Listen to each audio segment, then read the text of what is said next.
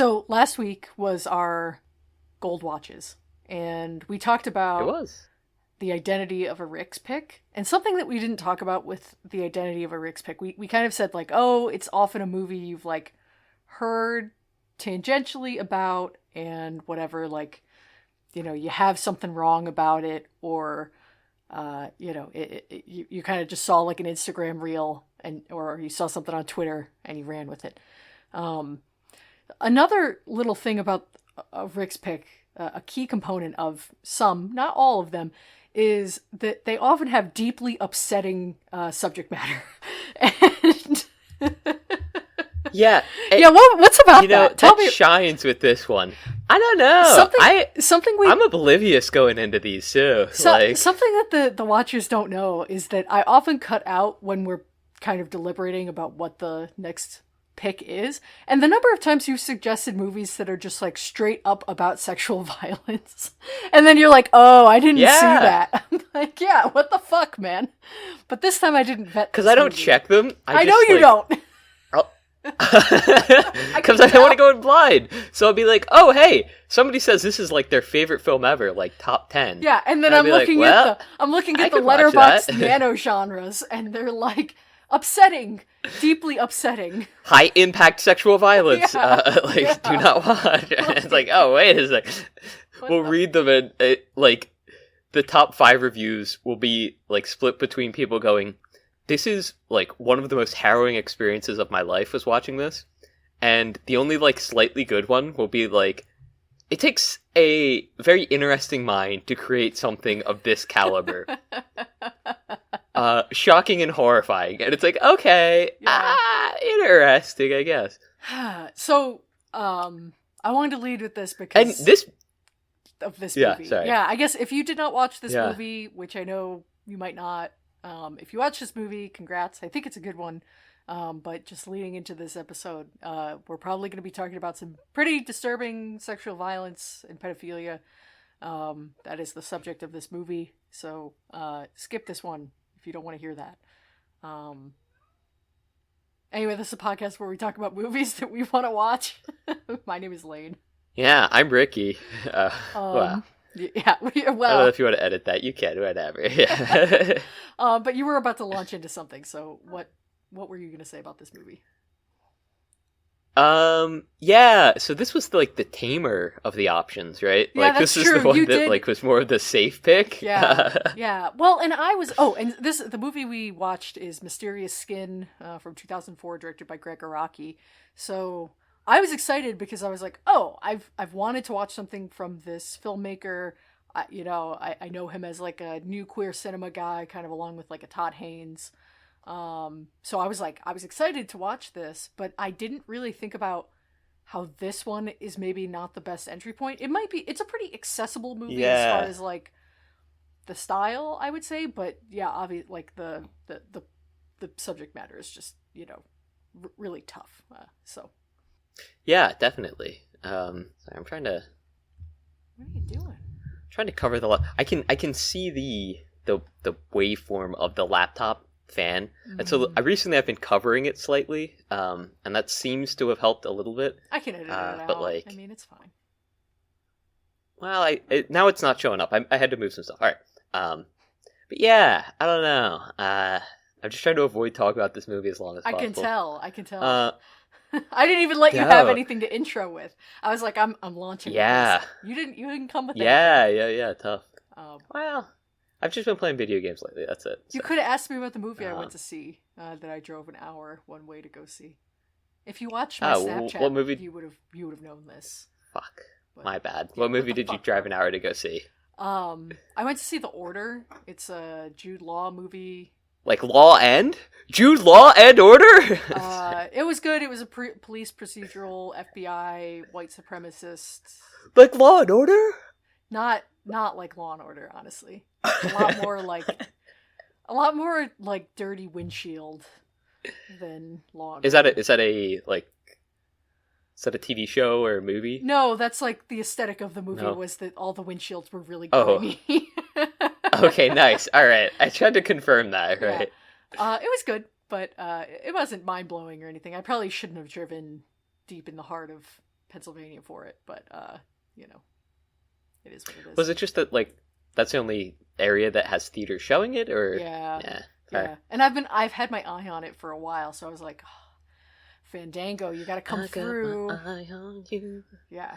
Everything that I need your hot love and emotion endlessly. So, where did you see about this movie? Like what? Mysterious. Yeah, so it was. Yeah. It was some Twitter guy or gal. Right. Yeah, they had been posting about like a bunch of movies that they had seen, and you had mentioned, hey, I want to watch more foreign films. I think you maybe specified Asian. I don't know, but just said this person specifically watches a lot of Asian films, and they have a lot like tagged. I was like looking through it. I was like, oh, I haven't seen like any of this shit, and it's a nice way to maybe expand out into foreign films a little bit more. This not being a foreign film, but one of like their very highly rated recent watches. Some of the other foreign films that I did recommend, the other one was like a 4-hour harrowing journey, and one was like the one that we were sort of riffing on that had a lot of really, really intense sexual violence, as a theme. Yeah, tough reviews to to think that they could sell that. So not watching that one. And this one didn't have any like crazy reviews, like nothing that like set off any alarm bells. So yeah. Yeah. Well, yeah, and you mentioned you want to see the director, so yeah, I like vaguely knew that this movie was about a teen hustler, and so we'll talk about Joseph Gordon-Levitt, but so I kind of like figured that there would be some sort of like, and again with this director being someone I kind of knew as depicting a lot of like, I don't want to say edgy because that feels like diminishing, but like more like like graphic sexuality. And so I think in his other movies there's more like kind of like youth culture, changing norms, like that kind of thing, not so much from this like deeply traumatized perspective. This is adapted from a novel, so this is not like an original thing written by this director, but I mean it I wouldn't even necessarily call this movie harrowing. I have a very mixed yeah, kind of. I like this movie. I think it's a good movie. It's not as like dark as I think all of the reviews. You know, I was scrolling through Letterboxd. Actually, before I did any of that, I was looking up subtitles to add to this movie on Google. And when I searched like Mysterious Skin subtitles, the like second link was for effedupmovies.com, which I was like, oh no, nice. Like what, yeah. But then, of course there's just terrible shit in this movie, but it was not as overwhelmingly dark and harrowing as I thought it would be. I found it to actually end on a kind of a solemn but hopeful note, in a way. Not to skip immediately to the ending. So. Yeah, I'd agree with that. Yeah. Yeah.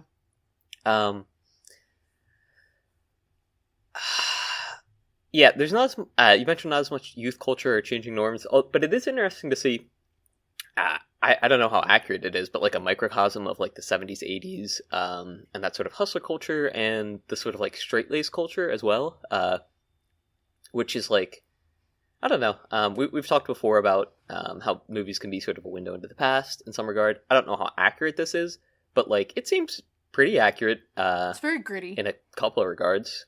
Very, very gritty, but I feel like, especially for the time, like now it's, I mean, since it's like more acceptable, there's like more queer media out there.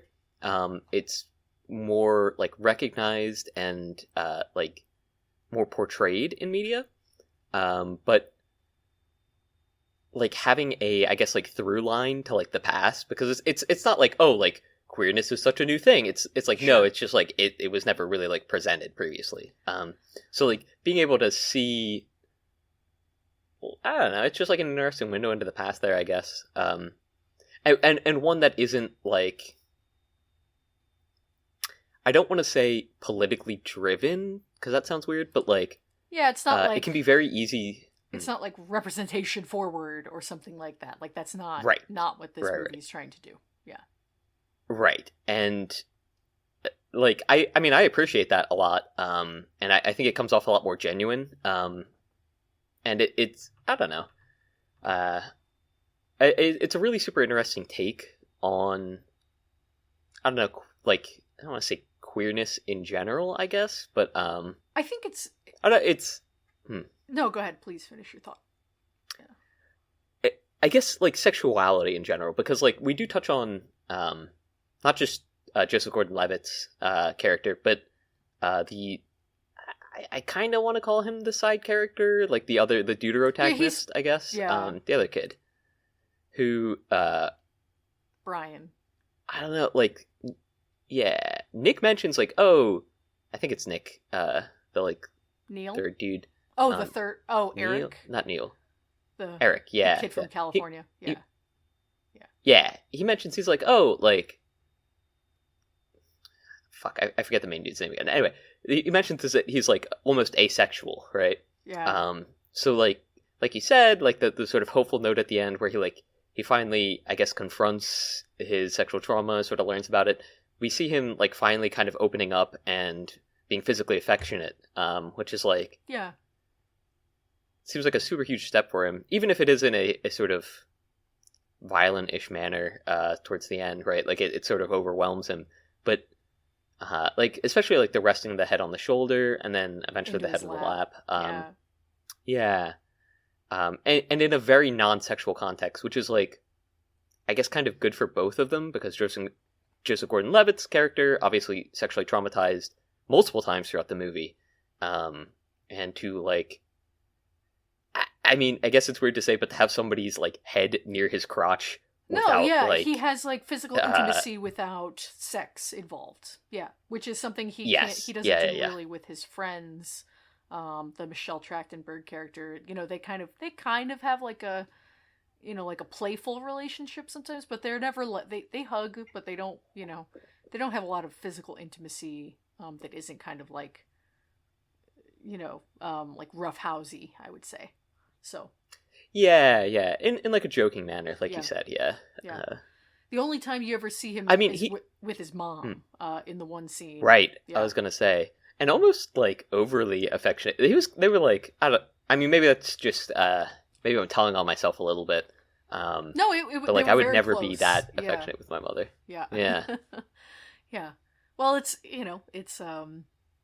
he's a very kind of his attitude toward sex and physical like relationships or physical affection with people is so, I don't want to say busted, but it's so warped because of this thing that happened to him as a kid. And I mean, both of these characters, right, are living in parallel, just like two diametric opposites of like how they processed this terrible thing. And so, the Neil character is so like, yeah, whatever, it's fine. Like, I'll do this. Like, it's either an attempt at reclaiming or just an attempt to diminish it so that, sex is just a thing that happens and it means nothing. And so that means that the sex that happened to him as a kid meant nothing.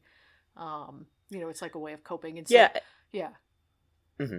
And he sort of mentions that in the beginning too. He's like, oh, like it happened, right? Like it's just a thing that happened. And that's what I tell myself. Yeah. It's just a thing that happened. Yeah. But later on in the film, he does touch on a couple of times how like Coach really made him feel special, right?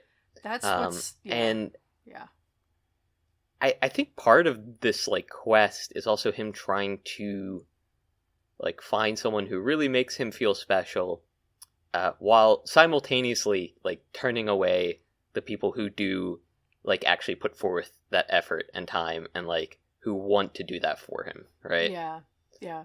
Well, no one makes him feel as good.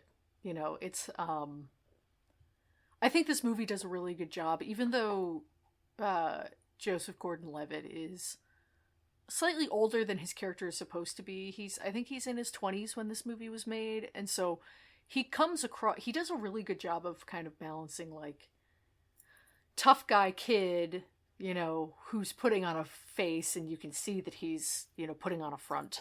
And sometimes that front is more real than others, but so he does a really good job even just embodying this the physicality of this character who's thinks he's so much more mature than he is, I don't know. I don't want to say I related to this character a lot. I just as someone who went through like a child sexual abuse experience, but you know, I definitely can see like draw parallels of like putting on a face, feeling very jaded and kind of holding on to this thing that like felt very special as a child. You know, he even says toward the end like I was his favorite.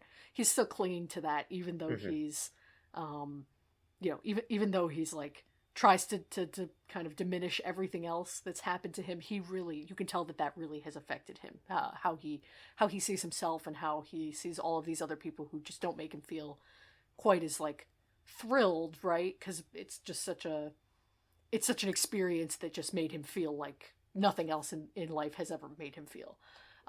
And so he can't cope with that. It's a really fascinating portrayal of that kind of character that I don't think you see. You see like a broken character, right, quote unquote, of like, oh, they're promiscuous because they were abused and like that kind of thing. But it's never handled with such like nuance, I guess, from what I can see. Yeah, 100%. I mean, you touched on a couple of things, but like, I rambled. As far as parallels go, also from like a small town. He's from the South. He was from Redacted. Actually, I guess you weren't really from a small town, but no, I was from a medium-sized suburb outside of Detroit. Yeah, but whoa, Redacted Lane from Redacted. Oh no, that's fine. I live at Redacted. I'll be at Dallas next week. Redacted. No, I mean, well, keep going because you were. Well, are you drawing parallels between his life and mine? Talk about yourself, Chief. Me? I mean, I don't know. I didn't really grow up in too small of a town. I wasn't sexually abused as a child. Which honestly, I do feel blessed for in like many ways. Because I like. Yeah, shit sucks. Like, shit sucks, and like looking back on it, I'm like, oh, like there were definitely adults that like I put my trust in, and they like honored, respected that, yada yada, and like they were very normal about that, and it's like, oh, okay, like I'm glad all of these people were actually like good people, yeah, which is like, I don't know, it's nice to be thankful for that, I guess. Yeah, I mean, he definitely does try to reclaim it. The end scene where he like sort of like recounts everything that happened. It's not like in a robotical way, but he's not. He's recounting. He's recounting like a he is just recounting. Article. Yeah. It's not like the few moments of like emotion that kind of shine through are him talking about how he was coach's favorite and like how he was like the best on the team and stuff like that. And it's very similar to, I mean, maybe this is a weird comparison, but it's similar to people who get like stuck in like their high school phase and they're like, oh, like I was like the biggest quarterback in high school. I mean, totally. My brother did the same thing in college, and like that's sort of like where his life stopped, was like he got injured in college and he was on the football team, and even like years later he'd be like, yeah, no, like my name is up on that fucking frat house like mantelpiece, like 100%. You go back there, you say my name, 100%, you're cool, you get in anywhere. I'm like, dude, like I don't know how delusional you are, but like, that's gotta stop, buddy. Like you gotta pull that back a little okay bit. This is gonna sound insane, but I also just watched a movie after this one. I was like, I wanted something else to put on while I worked on some like crafts, and I put on a documentary that one of the Brat Pack. Do you know what the Brat Pack is? I'm saying this to Ricky like he's gonna know what the fuck I'm talking about. No idea.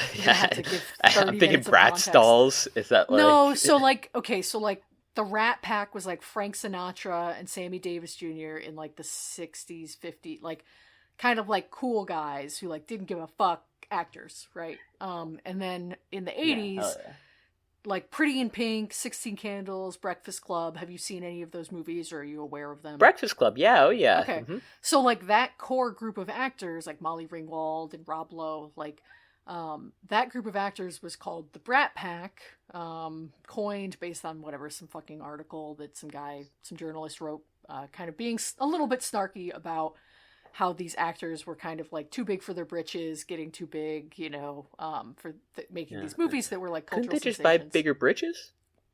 And so, this documentary was about one of those actors who kind of never had the same career as some of those larger performers. And so it was like 40 years later, he's kind of doing like a retrospective where he goes and like interviews all of these actors who have gone on to be like magnitudes more successful. I mean, Demi Moore from The Substance, she was considered kind of like on the periphery of that group. She was so hot in The Substance, Jesus Christ. Anyway, go on. She's very hot in The Substance. We'll watch some other movies with her in it someday. But anyway, speaking of people who like are stuck in high school, this was like one of the funniest, most unintentionally funny movies I've seen. Stuck in the Breakfast Club, bro. This guy, this actor, like the guy who directed it and was formerly like one of these kind of in this clique in the 80s, just kind of like was using it as a therapy session, and in a very cringe way, where he'd be like, yeah, man, like it's so good that we all have this same experience of this horrible traumatic thing that derailed our lives. And they're all like, sure, yeah. And like not saying that, not agreeing with that at all, like kind of saying exactly the opposite. But he's just so like stuck in that. Anyway, fascinating movie. It was called Bratz. Not good, but if you ever need something to just like tune out, I guess. Yeah, just throw on sometime. Interesting. Yeah. I'll check it out. Yeah. Very funny. But anyway, so. Yeah. Yes.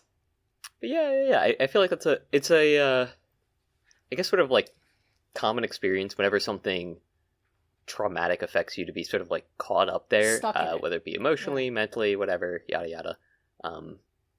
And it's pretty obvious. I mean, like you mentioned, both of them are sort of dealing with the sexual trauma in different ways, and like both of them get both of them get caught up in it, and they start dealing with it in different ways. And it's just, again, like a very interesting take on that. On like, I think that's probably a better way to phrase like what I was trying to say earlier about like an interesting take on sexuality. It's more of an interesting take on dealing with sexual abuse and moving on from that, right? I do think that this isn't a movie just about sexual abuse, though. Like, I think that, I've, not to be like, I'm a connoisseur of movies about sexual abuse, but there are movies where, that is like more of the main topic, and it's really like forefront of like people dealing with it. But because this is more of a coming of age movie where you're not watching like decades happen, but you're kind of just or like you're not watching like the resolution of moving on, or like I hate the idea of like processing your trauma. Right. I think that that's a fake phrase.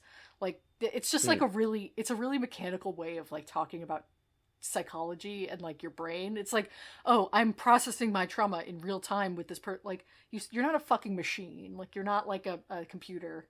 Anyway. I mean, I think there is something to working through it, right? And that's like why, of course, but like deep tissue massage and shit, like stuff like that. Like the body does keep the score. But like, I don't know. They've mentioned how like the heart can like store certain memories, and like if people get transplants, they like their taste can change, yada yada, whatever, what have you with it. But like it does prove that like there is a very somatic way that like we live in our body.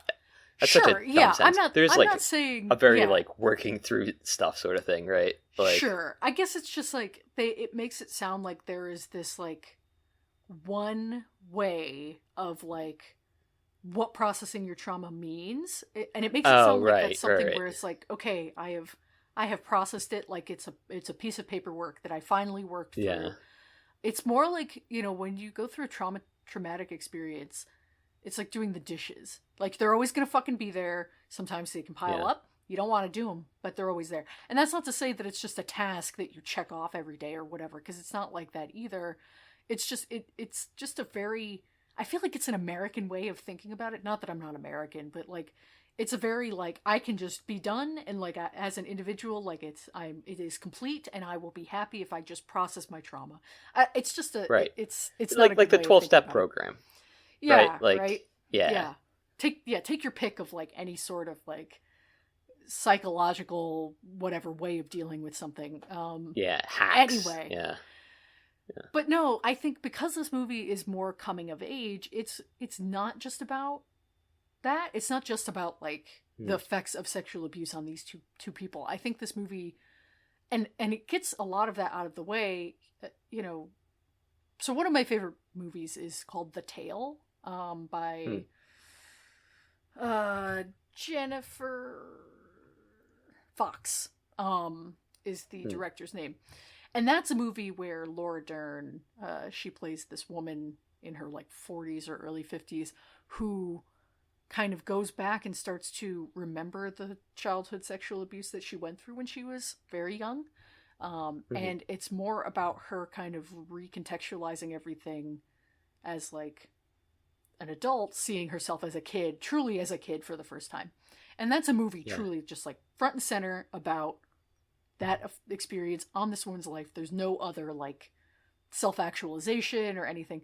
This movie is a lot of different experiences. Obviously they can all be viewed through the lens of this terrible thing that happened to them, but it's a lot more blended with like your identity as a person, coming and finding your place in the world and developing your sexuality, and like I would say even like learning how the world can be a good and bad place, and just learning to deal with that, of like good and bad things can happen often, in the same context as each other, or like even sometimes at the same time. You can have like good and bad experiences all wrapped in one single event.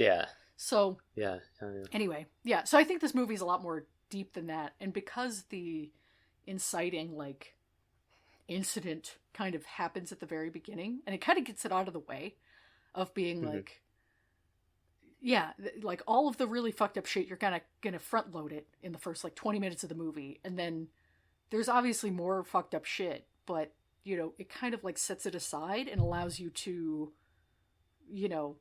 not have it just all hinge on the abuse. I could see that. I don't want to say that this movie is defined by the abuse, right? Because it does move past it. And I mean, like I said, I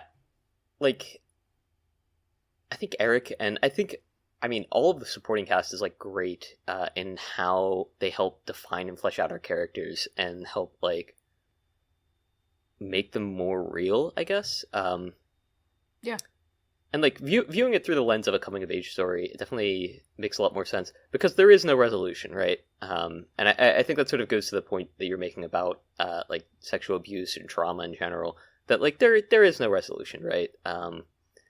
And like the last line really does sort of drive home that whole sort of like where he's like, I wish you could just disappear. Yeah, right. Yeah. It's a good movie. It's very complex in that way. And I could see why this would, like, if you scroll through, I joked about this being on effed up movies, but after I was done and kind of reading the reviews, at least on Letterboxd, of this movie, everyone was like, this makes me want to kill myself. Like, all of this very, like, dark stuff, which I get, of course. But I just it's also like very sad. It's like super tragic watching this. Like, it feels so bad, like knowing what's happening and like knowing what's going to happen, especially like in the very beginning. It's like, it's just heartbreaking, right? Of course. I don't want to like, not that I'm saying you're doing this, I don't want to revel in like the really graphic stuff necessarily, but it is very like it's very shocking, and like I think well done in keeping it from being like gratuitous or like just shock value for the sake of it. Like I think the scene at the very beginning when the first kind of rape happens with Neil and the coach character, and the cereal being scattered on the floor, and then it's mixed with, it looks like semen at some point, like it's just it does a really good job of leaving you uncomfortable without being just like kind of gross, I guess. But I don't know. They're so especially because it starts with the cereal falling, right? Right, like, on his face, and like kind of like raining down on him, and it's like uncomfortable because you're like, what is the context of this? Like, right. It leaves you unsettled. Weird and uncomfortable there. Yeah, and then you get that sort of like intro line at like 10 minutes in where we've heard like the alien spiel by the other kid, and then Brian. Neil goes like, yeah. And then Neil goes like, oh yeah, I came for the first like, time at age 8, or whatever he says. Yeah. I jerked off before, of course, but this was the first time that cum actually came out of my dick, and it's like, oh, all right, bro, that's what we're getting into this movie. Sheesh. And then it just gets like, not weirder, but like more. No, it gets weirder from there, right? Like immediately, more uncomfortable. Yeah. But just the other thing that I wanted to mention, just in terms of like gratuitousness, very tough subject matter to film, like appropriately, I guess I'll say. And like to have children actors, and we talked about this with The Exorcist, and this is taking it to like the nth degree, right? Yeah.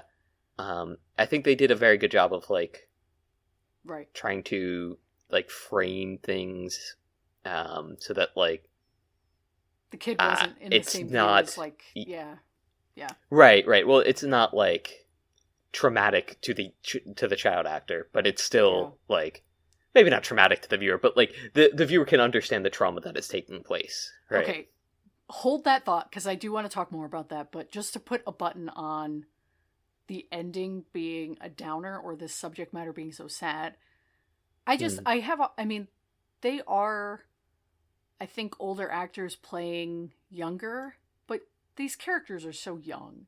I have a hard time. I mean, of course, it's like, obviously it's horrible, and like they are at this low point of hopelessness, and like just only beginning to, go on this journey that they're going to go on for the rest of their lives. But there's so much road ahead of them. I have a hard time not seeing it as like, well, the truth is finally out. They are coming to this point of reckoning with themselves. It can only get better from here, in a way. So I think that this ending is like a happy ending, but it does have a little bit of a bittersweet taste to it, I guess, because it's like, okay, they're beginning to go through this together. So I mean, you get the carolers at the door, Silent Night. And I don't know how to view that, whether it's like ironic, because I think it's a little ironic, yeah. Right, like that night being like Silent Night, Holy Night, yada yada. It's like, all right, well, that's weird. Like the night Christmas. Of the trauma occurring, right? Yeah. But the night of like, yeah, nice. My Christmas sweater. Lane did the "I'm too swag" thing to their. That's not what I was doing. I just have a Christmas sweater on. Yeah. And they're wearing Mario and Luigi snowman sweater. Oh yeah, it's a sexy sweater. I know. It is. Anyway. It's nice. Sweet. I love their mustaches. Thank you. But anyway, and then the other lens is that like, oh well, like Jesus' story is like sort of a story of rebirth, a story of, I don't want to say new beginnings, but like it's very much so like, it's literally a new beginning for the whole human race, right? Like right, it's story. yeah. Like so I think that's deliberate. You're wiping the slate clean, all that stuff. And so it adds that sort of like, oh, like it is kind of hopeful, I guess. I mean, even that's kind of ironic in a way. It's just like the whole irony of the situation, like it's tender. Them being reborn. Yeah. Right, tender and mild, even. Yeah. All right. So, here's the thing. Yes, I think that coming back to your other point, I do think this movie does a good job of, like shielding the child actors from this terrible, kind of like subject matter. I think the movie does a good job of that. But is it irresponsible to put a kid in this movie at all? Like, or any movie like this, like, right? Especially kids that are this young, like not even like 13, 14, but like, I think these kids were probably like 8, 9, like the really young child actors. Yeah. So like, they will always, like, you can't really understand the context of what you're making at that point, and you have to trust in your parents. Like, I'm not trying to say, like, it's automatically, like, child abuse to do that, or like a trauma or like a violation to do that, but I don't know how I would feel if I was a child actor who then grew up and kind of understood that this movie I made was, just kind of like me as a victim in that way. I don't know. What do you think? Yeah. Yeah, it's definitely tough, right? And that's just sort of because of the subject matter, it's really difficult to sort of justify, I guess. I mean, I don't know. As far as like how the media, like, so since you're changing medium, right? Like in a book, it's fine, right? It doesn't matter. Right, there's no one direct being, yeah, right. Filmed. Right. And so it makes it like, I don't want to say you can get away with more in books, but like it's definitely calls less into question whenever something is like portrayed in a book. Especially around like children or like any acts of like violence or whatever, right? Right. Because it is like words. It's just a book. It's just words. At the same time, especially now, books really do not have the same reach that movies do. And you might not be able to hit the same sort of emotional tones. Or I guess I should say they have very different audiences, books and movies, right? They always have, I think, to an extent. But yeah, I hear what you're saying. Yeah. I know far more people that watch movies than read books, that read at all, really. Sure. Just like kind of a shame, but yeah. And it's especially reading something that would be so like off-putting, right, or like transgressive. It's almost more approachable in like a movie format because like the time that you're uncomfortable, or like for shorter. Like very for like very uncomfortable scenes, relatively short compared to like chapters of a book. Right.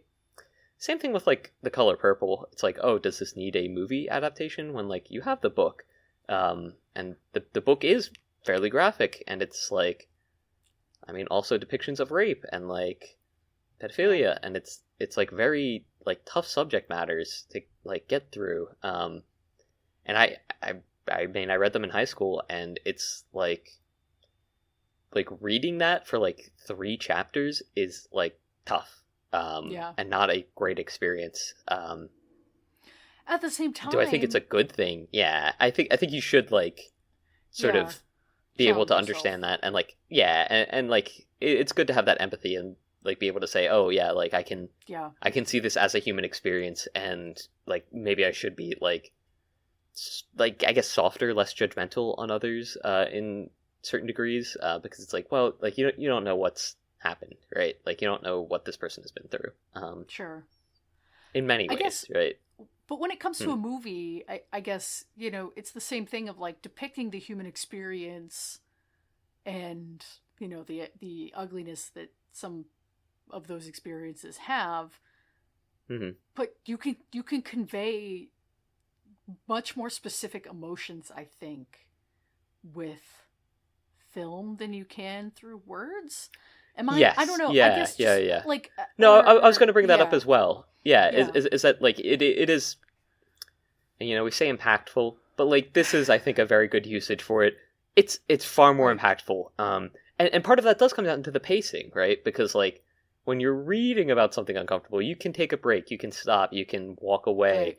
Right. You can and, like, skip a paragraph. Yeah, you can skip a paragraph. You can skip a page too, but you it's can. a little bit more.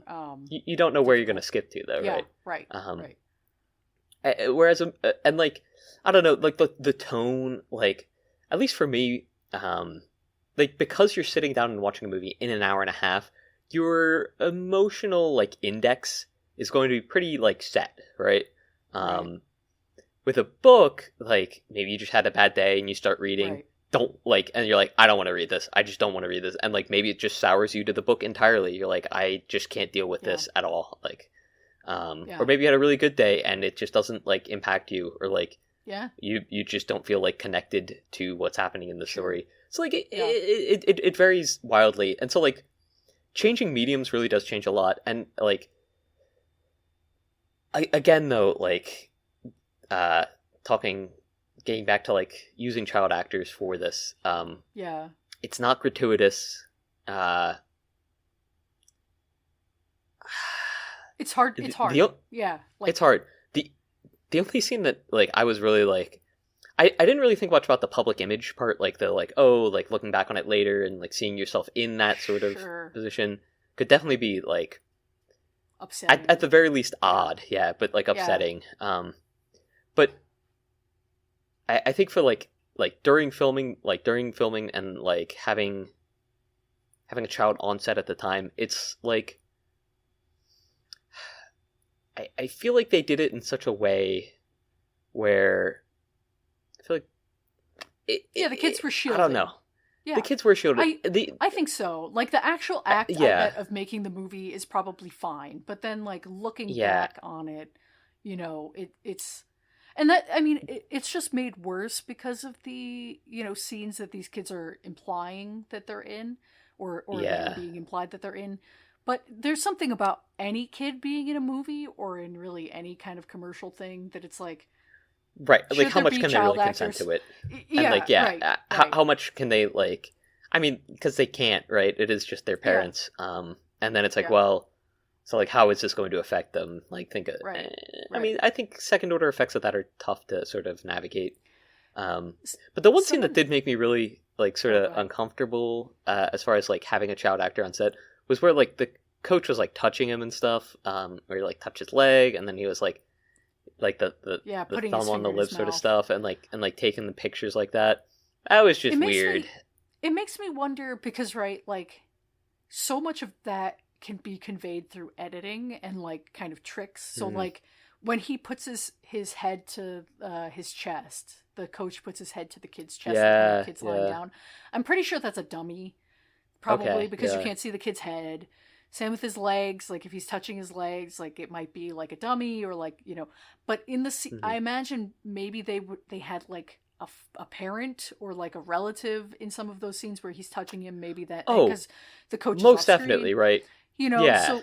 Hopefully at least. Yeah. Like, I think there's ways, again, of like kind of shooting those scenes so that they are not immediately traumatic. But it's just like, looking back, could you feel good about this, about being in, even though it's a good piece of art, you know? I think about. I feel like that comes. Go ahead. No. I feel like that almost comes down to like a question for like the parents. Like, at which point do you show your child like the finished result? Because like obviously they're going to like check it out eventually. Yeah. Right. So it becomes like one of those like, hey, like, I know you were in this movie, but like, it's there's a lot of adult stuff, right? And like, we don't want you looking at it until you're X years old. Right. And I mean, I guess that is kind of like a parental discretion thing. Right. But it is like, I mean, there's a lot of conversations to be had about how like odd it is that like a kid can be in a movie that they like should not watch at all for like minimum. I mean, 10, I'll say minimum 5 years, but like comfortably 10, right? So I think about, I can't remember the kid's name or the guy's name. I say, the baby on the cover of Nirvana's Nevermind. I know this is like field. But like, he has sued for like emotional distress the remaining members of Nirvana because of his image being used. And like, at first it's like, oh yeah, he's like cashing in, he's, you know, like, who cares, he was a baby, whatever. And it's like, sure, but also like, I can definitely see having complicated feelings about that, even, you know, like, you're a baby, like, you really can't consent as a, you know, a child. So I mean, anyone dismissing that out of hand, it's like, it's the McDonald's hot coffee thing, right? Yeah, it is. People always want to find something to hate. But like, at the end of the day, it's where like, it's one of those things where people want to belittle that, and like, it's easy to belittle emotions, especially ones that like you don't have, and like maybe can't really fathom because you've never been in such a situation. But like, for the people that have been, that fucking sucks, man. Like, yeah. Okay, I might cut this, but do you remember a few months ago, or maybe it was last year, there was the video of the woman on the plane who like had a meltdown, and she said like, that guy's not real. Yeah. Oh yeah. Yeah. And everybody like made fun of this woman stuff. And like, you know, there's definitely a conversation to be had about white privilege there, but the fact that people were so quick to out of hand be like, this bitch was just trying to cause problems, instead of like even conceiving that she might, like, even that basic bitches have mental breakdowns, like, is, you know, it's just, it's so hateful. And like, dismissive out of hand because they can't empathize with these experiences. It's crazy. Yeah. Did you see the video? I mean, it was labeled that it was a like Biden Kamala supporter breaking down because she got in a car accident and tried to like hit and run. Oh no, I didn't see it. It's a woman having a mental breakdown. I've seen the first like 10 seconds. That's all I could really sit through. Sure. It's a woman having a mental breakdown saying how she can't afford to pay for the like damages caused. And like the person filming is like very condescending, like, "Oh, well, like, don't you have insurance? Like, don't..." And like they might have said something even political where they were like, "Don't you like want socialism? Like, shouldn't you help pay for this?" And they were like, "I don't have the money. I have no money. Like, I have no money for insurance. I have no money to pay for this accident. Like, what part of this are you not understanding?" And it didn't seem to be a very major accident either. But it's how much people reveled in like the suffering being caused there, and like just openly like mocking them. The internet's bad. I had some friends. We should nuke the internet. Like, we should just. I think it's really horrible. Media. Yeah. Anyway. There was a New Yorker guy. I forget the name. It's like World of T-shirts or something. World or something. Who like was like having mental breakdowns and just being filmed constantly on like Twitch or like Kick or whatever or whatever the streaming platform is. And like people like just genuinely like seem to enjoy watching this person have a mental breakdown and like didn't care. Well, what's that person's fucking name? The one that like kind of everybody did. I think trans woman. Christian. Yes, thank you. Yeah. Like one of my friends like really enjoys watching those. It's like, and it is. It's insane. It's you by people far are the most crazier hateful than thing I've ever she's seen. Ever been ever like a million times worse. Like having an entire community just built around harassing and documenting this person. Like exactly, it's literal harassment. Like, of course they're going to look fucking insane because you're looking at every part of their life. Like you have them on the screen 24/7. Yeah. But they've been doing this for over 10 years. Like they're a like long-term fan. Like 4chan Kiwi Farms thing, right? Yeah, like. I don't know. I don't know how my friend found it, but they've been following them since they were on. Since Christian had a YouTube over 10 years ago. I think they actually found the Sonichu like webcomics first because they were also like big into Sonic in like a sort of weird way, and then they like found out about the author and they were like, "Oh, haha, the author is weird. That's funny. I want to watch them be weird more." And I'm like, dude, this is just unhealthy. And I have a blanket ban. They're like, do not talk. They're not allowed to send me anything about this. They don't talk to me about it anymore. But I'm like, don't even send me anything about it. Don't send me anything like related to any person being mocked. Campaign. Yeah. They're called lol cows because they're farmed for laughs. I'm like, literally, if you send me anything like this, I'm not talking to you for a week. And I've done it before because I'm just like, dude, like. It's not fucking cool, and I'm not joking. Don't send it to me. I hate this. The idea of, like, there being entire communities and whatever, like, meme pages and TikTok accounts of, like, cringe compilations or, like, anything where it's, like, the point is to purposely make yourself upset. It's, like, and low-key, I think there's, like... if you're the kind of person who's going to actively seek that or that like kind of emotional stimulus out, you're either going to go the like cringe lol cow harassment campaign route, or you're going to go the like true crime, I'm going to upset myself with like very upsetting things route, and like choose one. But I think that both of those are like two sides of the same coin. Like, let me just make myself mad or unhappy or like rageful, to no end, to no real end. And it's bad. It's like horrible. It's like the lowest bar for entertainment that you could like, barely qualifying as entertainment. But it's easily the lowest bar you could clear for like any form of like slop that you're watching. And it's hateful. It's genuinely hateful. Like there's a huge hateful undercurrent behind it. I can't even stand when I'm watching, like I'm scrolling on Instagram and then like someone is pretending to be a different thing, like an archetype, like someone's like pretending to be a nice girl or pretending to be a Reddit atheist, and they're like trying to be The humorous. smart guy. Yeah, or whatever it is. The college like, guy. I was doing the ventriloquist. I know what you mean. Yeah. Which 6 characters that you meet? Yeah, but if at some point it's just like you just like being that character. Like your whole account is about like pretending to be the nice girl or whatever, like pick me or whatever the like archetype that we're making fun of is. It's like you're just doing that. You just like to do that. Maybe you think it's funny, but like you've become what you say you hate. Like and just I can't stand it. It's gross. Anyway, we'll see how much of this makes it into the episode, but yeah, I mean, good point. I do want to mention though, just to put a nightcap on this, I guess. I get the same sort of emotion as like looking through a living room window as I do watching these videos. It's a private part of someone's life that I don't feel entitled to watch, and I dislike it. It makes me deeply uncomfortable. And I would hate for my lowest moments to be like spread across the internet, to be made fun of. True. That's disgusting.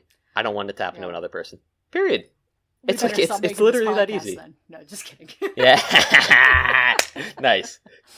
But like it is literally that simple, and I can't believe people don't understand that. Like if you explain it to them, like, and they're like, "Oh, but it's just funny. It doesn't hurt them." Like, it's the distance of the screen, right? Like, people can't fathom the psychological toll it would take on you to have millions of people mocking you all at once, like. Because you're just one person doing it in a sea of others, you're not realizing how many people that is and how, I don't know. I've gone like, I don't want to say viral, but I've gotten like large amounts of internet attention at various points in my life, like online, and like that shit can fuck you up. Just like from being like, even just like I have never gone viral or anything like that, but just like having even just like dozens or hundreds of people interact with something that you've posted and getting sucked into like the criticism, people critiquing you for things that like you would never even think about. You would never like look at yourself. One time I got called a tender queer, which like is so funny, and that it just really stuck with me of like that was a moment where I was like I need to disengage because these people like truly don't know what they're talking about, but I can see how like a tender and mild queer. Sorry. True. Yes. Baby Jesus queer. Yeah. But just like that level of like scrutiny can really get your head, and I can't even imagine it being on like a millions level of people hating you, and like not even just like critiquing or interacting with, but truly like going out of their way to mock you and drive you to kill yourself. Basically, it's fucking crazy. Yeah. I mean, that's what it seems like they're doing it for, right? Like, end goal. Totally. What else could there be? Explicitly. Yeah. Yeah, sucks. Okay, so what did you think of the filmmaking? Did anything really in particular stand out? Yeah. The amount of scenes that you only see like the tops or bottoms of people. Yeah. It's like interesting, which. Yeah. I mean, they do with the kids, which makes a lot of sense, but even like later when I guess not to show like trauma, but to show like with Neil, but also like with our not main guy, but with our alien guy, Brian. When like when he's like touching the cow and everything, and then like it's like just his hand, and then it's like just his face, and like you get a bunch of like those sort of like. I mean, it's a bunch of like really interesting shot composition all throughout the film. I also think the film looks like just visually very good. Like I'm not gonna say it's like visually stunning or anything, but there's a few scenes that are very like visually stunning, I think, but not like it's not a super flashy movie. Yeah. Maybe sort of understated in that regard, but it's like very solid. Like the people who are like working like lighting and camera angles, they know what the fuck they're doing, and it you can tell it shines through. But like like a lot of the way that like the actors play their emotions like only on their face, especially when like like there's an implicit sex scene happening of like whatever caliber, like whatever is happening, and even if it's just like not necessarily sex, but like something close to it, like just sort of like intimacy, and you're just seeing like they're just playing face. Like, I mean, it's good filmmaking, right? And I think the actors do really well with it. So yeah. You bring up when you see Brian's face in the cow scene, and all throughout, right, there's these scenes of his face upside down, you know, being touched by the alien hand, and then later on by the coach's hand. And I know it's funny you mentioned that, because it didn't click for me at the time, but in the first scene we see of Neil hustling, like on the playground, and he goes into the hotel room or motel room. Yeah, he's upside down, and it's for so long too. It's for so long, and it's just on his face, and like, yeah, it's crazy. And so yeah, that kind of parallel. It's such a disorienting way of looking at a face upside down. It's kind of like if you say a word over and over long enough, like it sounds doesn't sound real. Yeah. Not like a real word. Yeah, it's kind of the same with a face. It's like, especially Joseph Gordon-Levitt, who has such a striking kind of face, especially at this age. You know, he's so young. And so yeah, it's very, and the way that he's like engrossing. Like his mouth like doesn't move when he's saying his lines, right? Like he keeps it like slightly open, and he's just like spitting the words past his lips. Yeah, it's like crazy. Yeah. He's the ventriloquist. bad joke to be making here, but yeah. Especially in the context of what just bad joke. Ending that anyway. Go on. It's funny, that you bring up the voice, because I don't think of him as like a phenomenal actor. I think this is definitely the best thing I've seen him in. I don't love him as an actor, but he does a really good job here of convincing me that sometimes I think he's a little forced. I think his like screen persona can be a little bit forced, especially when he's trying to be like, hey, I'm kind of like what's Wolverine's name? Jesus. Hugh Jackman. He kind of has a Hugh Jackman thing, not in like the way he sounds, but like in his I'm cool and like sly, kind of like a I can do it all entertainer type. Like I get that vibe from him in a lot of stuff, especially like Inception. So to see him in this, where he's so middle America, stripped down, you know, kind of like he's still doing like there are some showy scenes, but he does a lot of very subtle acting with his face, that I think is, like you said, just does a really good job of conveying the emotions, even with just a face. Yeah. Which is like impressive for actors. I mean, yeah. I don't know. I think we did kind of mention that in Gold Watches, didn't we? I think for best actresses, we were like, oh yeah, like Jane Wyman was mine from All That Heaven Allows. She just conveys a lot on just her face. She plays a lot on her face. Yeah. So yeah, the name was escaping me of both the movie and the actress, but yeah, it's like every other name. Wow. Listen, I couldn't think of Hugh Jackman just there, and he would actually be one of the only ones that I would know. I'm kind of embarrassed, honestly. I know. You said Wolverine, and I was like Logan, and I was like trying to think of like the character, like the in-universe character's last name, and I was like Logan something, like fuck, Logan man. Lucky, Logan Paul. No, I think the performances are all really good. I was actually, I think I said earlier that they're both playing older or playing younger, but actually the character of Brian is played by an actor who had just turned 15. So even he was like, right, and playing like a young college kid. Yeah, he looks a little older than that, honestly. Yeah, but of course they style him to look kind of dorky and like innocent, but it's impressive. That actor, real quick, his name's Brady Corbet, and he I think will direct he might get Best Director this year. I don't know. Movie that he made. He's more of a director now, from what I can tell. He still acts, but damn, hell yeah. Anyway, good for him. So yeah, but I don't know what to talk about after this. Do you want to talk about the most disturbing scene in the movie? No, I have more to say about the filmmaking if you want to avoid that. Okay, cool. Yeah, we can keep doing that. Yeah. So another director that I have talked about with you. I And got on this to feed podcast. Lionel. He's biting shit. Go feed Lionel. I'll vamp for a Sorry. minute. I'm not vamping. I'm just gonna hang out here. All right. Now that we've digressed and talked about our apartments and the real estate market in like 20 minutes. Yeah. Fuck homeowners. Fuck about? landowners in general. Oh, I remember. Yes. So, someone else I've talked about on this podcast, another director I've talked about to you and on this pod, is Todd Haynes, who is the director of May December, among many other good movies, but May December is the one you've heard of that I brought up. He's kind of in the same, I would say he's a peer of Gregg Araki in that he has kind of some similar subject matter, or like, new queer cinema, like, just like gay directors or queer directors kind of like portraying these topics and having like a very particular kind of like auteur style.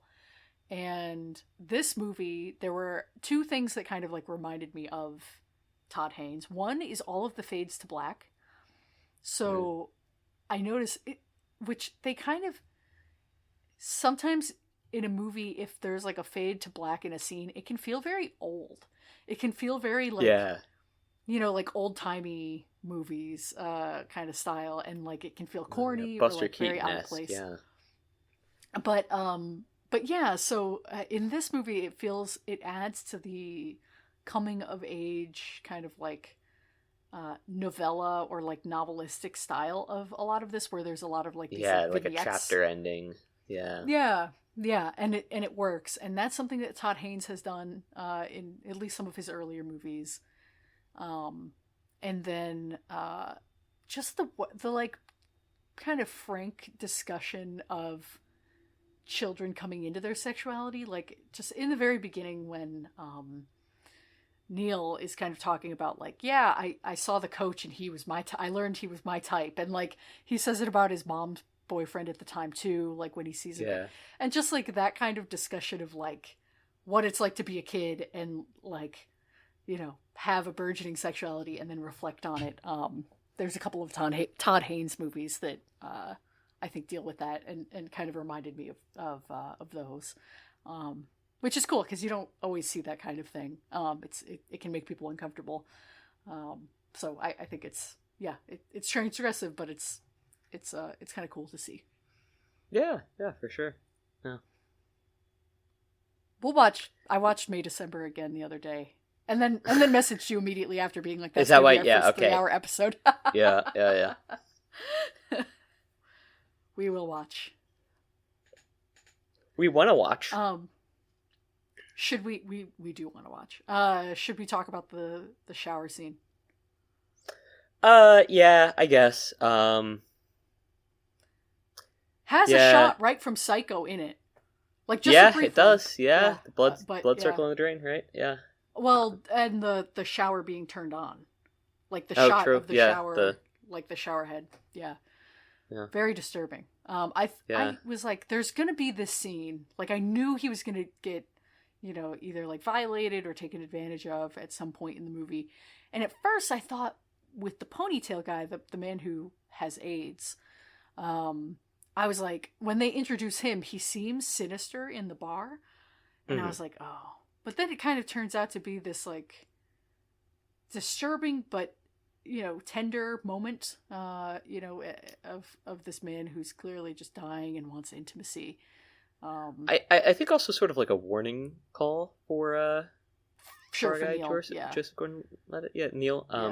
Just sort of saying like, hey, like you do need to be safe. You need to protect yourself. You need to be safe. And I mean, we get the scene like right before that too. Yeah.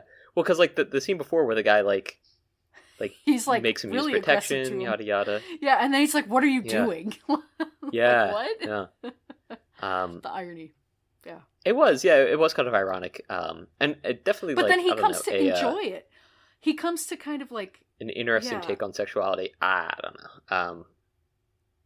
Well, yeah, because Neil ends up being like into it after he kind of like gets the rhythm of like what the guy wants. He's like, he's like enjoying himself, which you don't really see too often in these sex scenes of him like really seeming to like, like have a good time and not feel uncomfortable or even just like dissociated. Like that's the only one where he really seems to be like into it, I guess. Yeah. So, but then you're followed up with this scene with this, dying man, and that's the one where he kind of runs home and tells I forget his friend's name, but Michelle Trachtenberg, when he tells her like, this is the first time I've felt uncomfortable with this, and maybe I should get a real job, or she says get a real job. So yeah, especially with the levity with which they treat Joseph Gordon-Levitt, with which they treat like him having crabs, or they're just like joking about it, like haha, whatever. Like, oh, did you get those treated? And he's like just continuing to work still, with like little to no regard for it. I mean, we assume he does get it treated, but right. But yeah, and then his friend tells him, like, she says straight up, "Hey, this is New York. If you run it across like the wrong guy, like, right, he could be bad news. Like, I really want you to look out for yourself. Like, please get a like normal job." Yeah, and then we get introduced to I don't even know what to call him. But we get introduced to the really aggressive guy the rapist, who, I mean, the encounter begins like every other, right? Like a very, very normal seeming encounter at first. He's like, "Hey, you need a ride." But as soon as he was like, "Hey, no more talking."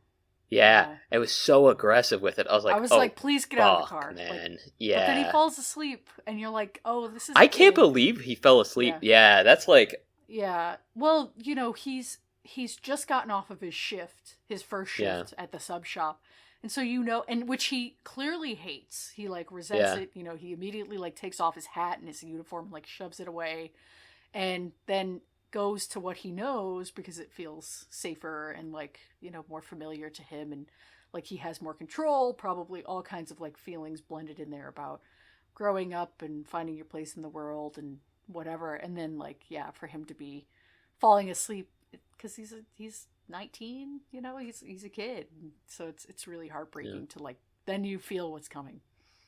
So yeah, it also sort of adds more to when he like he tells his friend that he's excited to go back home because it's like going back to what's safe, what's familiar. And he says and, like, he talks about how much he hates it, but like he mentions several times. He's like, "Hey, I've fucked every dude in this town, and his uncle." Yeah. So it's like, I don't know.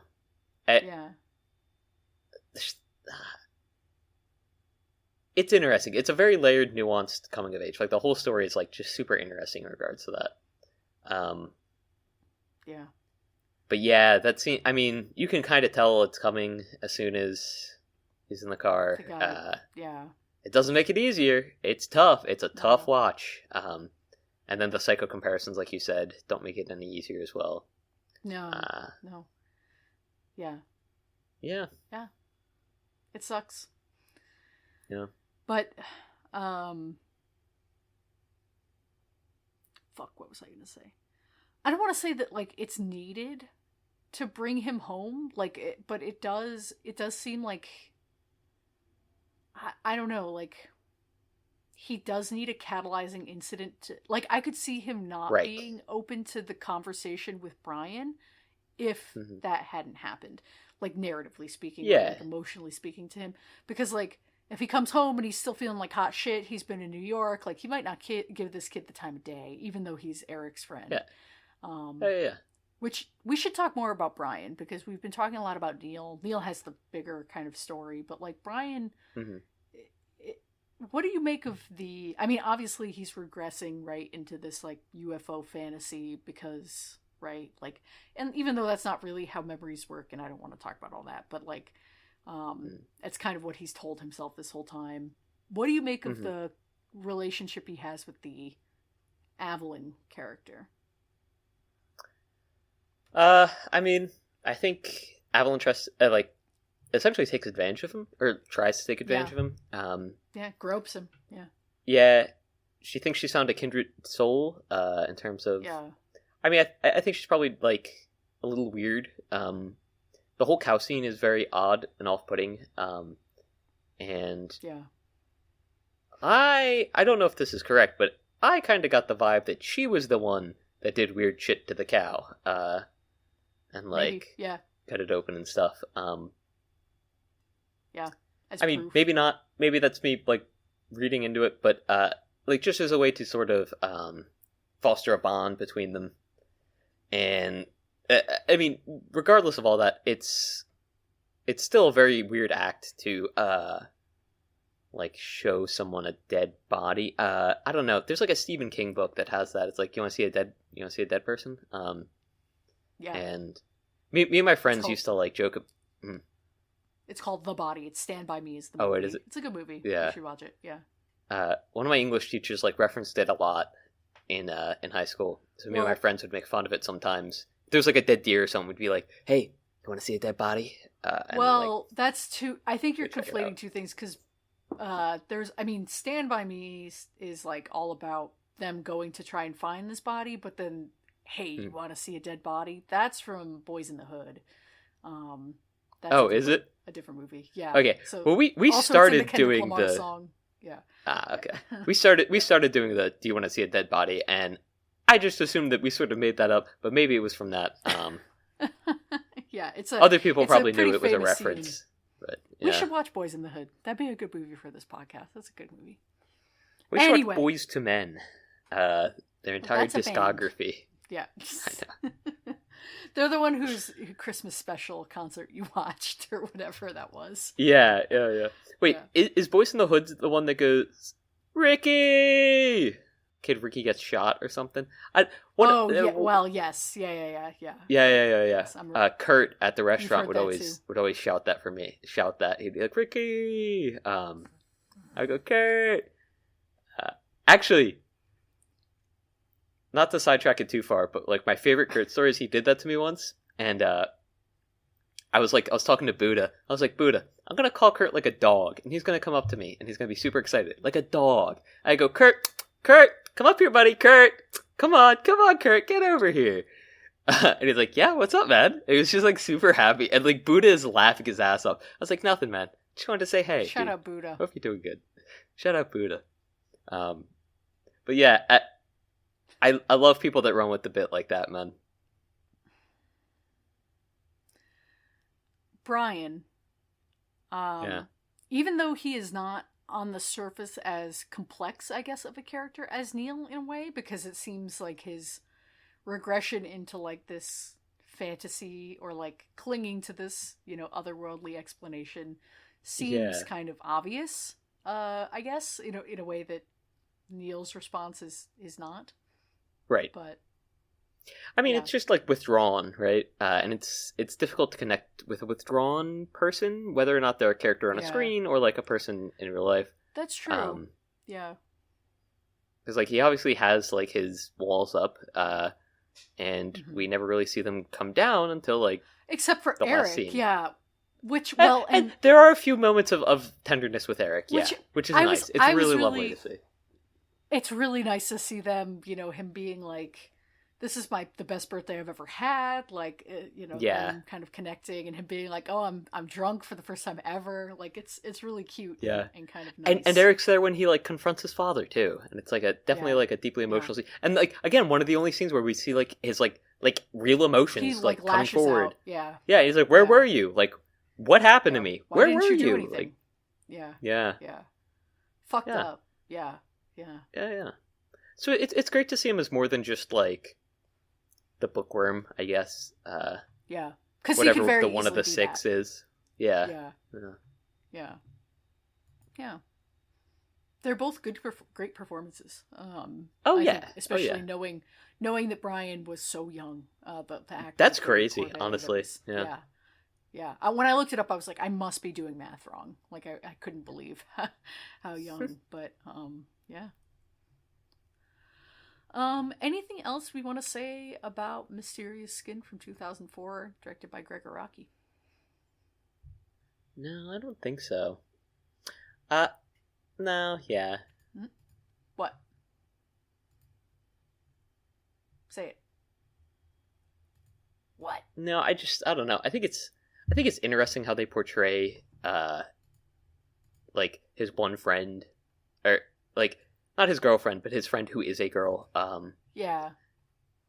It's Wendy. interesting. Wendy, yeah, it's interesting how like they're portrayed, and like he even says like, oh, like we're soulmates, and then he like I would have gotten her forcibly... pregnant if I wasn't gay. Yeah. yeah. But he forcibly trauma bonds her in the same way that like he was sort of that part trauma is bonded fucked to up, his too. memories with the coach. Yeah. And it's like, it's surprising to me how ignored the victim is in that scene. Yeah, true. Where like just like completely brushed over. Like, who gives a fuck about this kid? Doesn't matter. It's almost played for laughs. Like, it's almost yeah, played for like, yeah. I guess it could. you be, know, yeah. like, and I don't think in like a, like just the absurdity of the situation and like lingering on her face, like watching this go down, I think is supposed to be the humor, not so much like it's funny that this kid's being victimized, I guess, but yeah, it's we didn't even talk about that scene. Yeah, it also lends to her then later in the movie being like, I know things about him, like dark secrets, and he's a black hole. It's also just a very childish or like immature way of thinking about someone who's been traumatized, where it's like they had this dark fucked up thing happen and now they're just broken forever, and it just, again, it just lends to this immaturity of, even though of course there are like, these are like fucked up things that have happened, but it's but and it's difficult for them to deal with, right? Like, they don't really have a totally, yeah, I don't know, I guess a way to sort of approach that or like convey that to another person. Obviously all the like adults are like totally absent, outright negligent. Yeah I mean, Brian's mom is there, and she's again, there, but she's sort of the sheltering mother, and I think I'm not going to get into fucking psychology of that, but I do think that the more sheltering, maybe not necessarily the mother is, but like a parent is, the more often it is that a child can become withdrawn because, I mean, it's an easy coping mechanism, right? Like, if you can't share with others because you can't build that bond, right? Because like you just can't spend time with them, yada yada, whatever, for whatever reason. Because like you're being sheltered, but you also don't feel comfortable sharing with the mother, right? Then you have no bonds, and then it's like, well, how do you build that? Which is another reason why Brian's story, although it is sort of like understated, and it doesn't feel like there's much to it. It is, because there isn't much nuance. It is nice. Secondary. It is a nice coming of age. Yeah. Yeah. He definitely is a deuterotagonist. Just love saying that word. I do. It's a fun word to say. Deutero. Even just deutero. Just the first part. Dude. Ro, why'd you pick this movie? I don't know. I tried. Deutero! Why'd you pick this agonist? I'm in agony. Anyway. You're tearing me apart! Sorry. Cutting that. Alright, I have Elaine's frame for next week. So you do? What is it? I do. This is coming out in Christmas time, but we're not watching a Christmas movie. Maybe we'll save. Fucked up. This will be. Sorry. Do you want me to pick a Christmas? I have a Christmas movie locked and loaded if you want, but Hey, fire! Let's see the Christmas movie. You want to do the Christmas movie? Yeah. All right, let me go back to. If it's coming out during Christmas, we might as well do a Christmas movie, right? Well, this episode will come out on the 20th. Or the episode we're recording now comes out on the 13th. Then our next episode would be the 20th, and then one more week would be the 27th. So if you're, I was excited about this movie. You cut out. I heard, so if you were. Oh, I didn't finish my sentence. Well, the thing is, the Christmas movie I've already seen. I could pick a Christmas movie I have not seen, I guess, if you wanted. No, because... I have, like, a non-Christmas movie. Go ahead. We can go with the non-Christmas movie. What are we going to be watching next week, I guess is what I'll ask. Like the one after this upcoming Yeah, one? the one coming out the 27th. It would be a Rick's pick, but if you wanted, I could pick I have a Christmas movie that we could do that neither of us, I think, have seen. We could do a double feature. If I'm doing a Rick's pick, I would do The Christmas Shoes. not the Christmas Shoes, because that's my mom. That's like my mom's favorite Christmas movie. I know. We've talked fan. about this. I was thinking of doing my. I don't want to say adopted Tokyo mom because Godfathers? my mom would hate hearing that. But Lauren's favorite Christmas movie, which is Sleeping at Last. I don't think I've ever even heard of this movie. Hey, it's a fun one. It's like a fun little film. There is no movie called Sleeping at Last. No fucking shot. There is totally a movie called Sleeping at Last. Sleeping at Last. I'm Googling it. I'm not see. There's a band called Sleeping at Last, a musical project by Ryan O'Neal. What is this Christmas movie about? Have you seen this movie? I have, yeah. Damn, I Is it should an really old know movie, the. anyone? 2000s. Are you? Is it Last Christmas? Is it a Last movie called Christmas? Last Christmas. No, it's a movie where a guy like gets into an accident. Oh, While You Were Sleeping is the name. While of the movie you were sleeping, yeah, that's God, what it is. Can we just real quick? I want you to reach through the screen if you could, and just right here, if you could just pat me on the back for that. Thank you. Buddy, don't break an arm jerking yourself off. All right, I mean, good pull, but let's calm it down. Is While You Were Sleeping a Christmas movie? I haven't seen that movie either. I know of it. I think so, yeah. I'm not seeing anything about Christmas in this. I'm also not seeing anything about Christmas in this.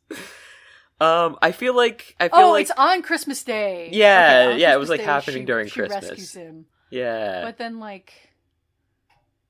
okay, yeah, she spends Christmas there. Okay, so it's kind of a Christmas movie. Interesting. And we watch it on Christmas as well. Oh, I see. Okay. I'm cool with a double feature in a week. Okay. That'd be cool. But this next movie, yeah. Instead, Uh-huh. since we're not doing a Christmas movie, I want to watch Om Shanti Om from 2007, directed by Farah Khan. This is not the Masala movie I was talking about before on a previous episode. I've not seen this movie, but it is super popular. It's one of like the most well-known Bollywood, like Hindi language Masala movies ever made. It stars Shah Rukh Khan, who's like a huge, like the biggest fucking deal movie star of like the 20th century. And yeah, it's supposed to be really good. It's got action, it's got music, it's, got thrills and comedy. It just seems great. Like a really good watch. I'm excited to watch it. I'm sold. Hell yeah. Cool. All right. So yeah, next week we want to watch Om Shanti Om.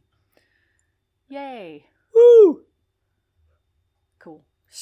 I'm starting my New Year's resolution early of watching more international movies. So, you slut! We didn't. Why, dude? I started again. My bad. We I'm didn't sorry. we didn't even do an outro. Ricky's like, I stopped recording. He's holding a spoon. Because I'm getting tired. I'm getting sleepy. It's 9:30. Right, what's up? I know. Every time. I know. You should have had an Oreo Coke. Do you have to sing something to take us out? Or do we have an outro? Do we have an outro? Take me out. We've No, done that. I That's know. cool. What were you singing before we started?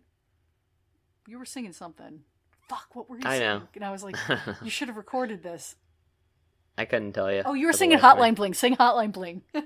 You were doing a really I know when the hotline bling. Do, do. That can only mean one thing. Do, do. I know when the hotline bling. Do, do. That can only mean one thing. Ever since you left the city, you started wearing less and going out more. Hanging with some girls I never seen before. You used to call me on a cell phone. Cool. Late night when you need my love. Call me on my cell phone.